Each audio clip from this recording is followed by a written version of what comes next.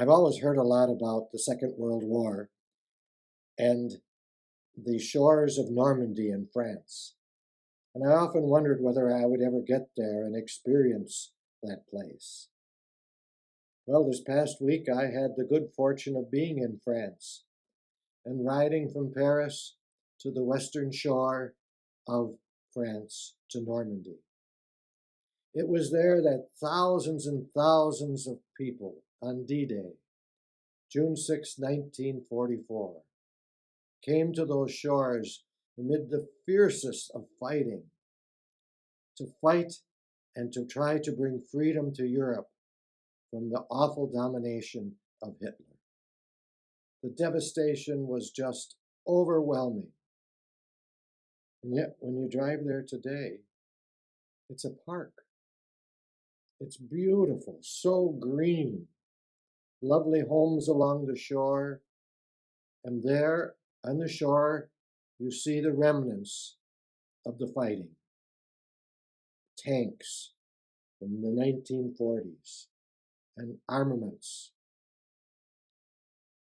And in the midst of it, there is a cemetery, beautifully kept, with 9,000 graves of men and women who died during that siege.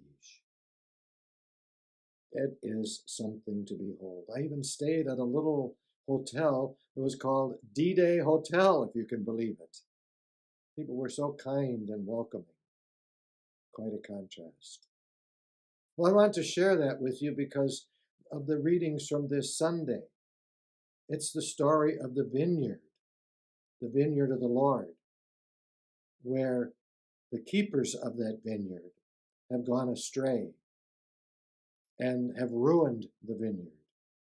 And the Lord simply says, the kingdom of God will be taken away from you and given to a people that will produce fruits. We know Europe, and for that matter, great parts of the United States don't have a great reputation right now in terms of faith. So much secularism that instead of trying to do God's will, the message over and over is what will fulfill you? What do you need to do now? But you know, I had a marvelous surprise because on the Sunday that I was there, I went and celebrated Mass at St. Joseph Church in Paris. It's not a territorial parish like so many are, but rather a church that's just for English-speaking people living in the environs of Paris. They have 4 Masses on the weekend, and they're almost full to full, totally with standing room only. And people come from all over the place. They take the metro and the trains. They have to leave for over an hour before to traverse Paris, to come to that parish. And there were folks there that I met and visited with that were from Indonesia, England, Ireland, the Philippines, the US, and so many more places. Indonesia.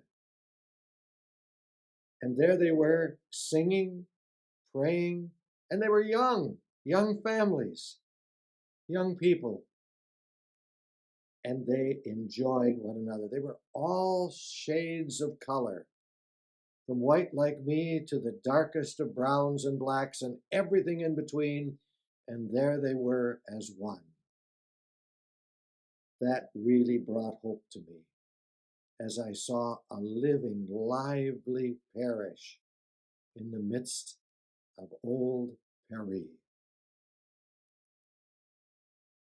I share that with you because you and I need these signs of hope, that the church can be revitalized and grow, that the kingdom of God truly is at hand. And you know, this week begins the synod, where bishops, priests, men and women, chosen from around the world and all allowed to vote, come together as a synod on synodality.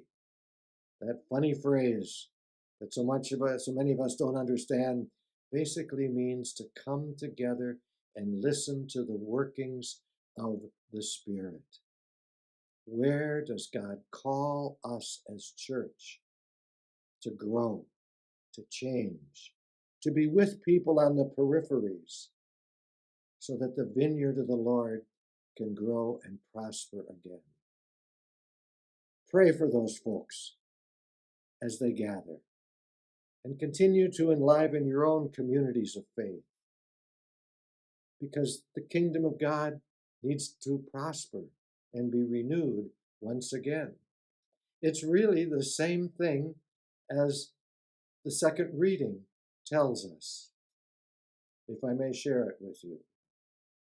Brothers and sisters, whatever is true, whatever is honorable, whatever is just, whatever is pure, whatever is lovely, whatever is gracious, if there's any excellence, and if there's anything worthy of praise, think about these things.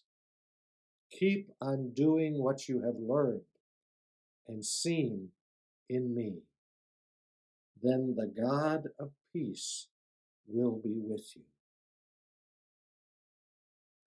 What a message of hope.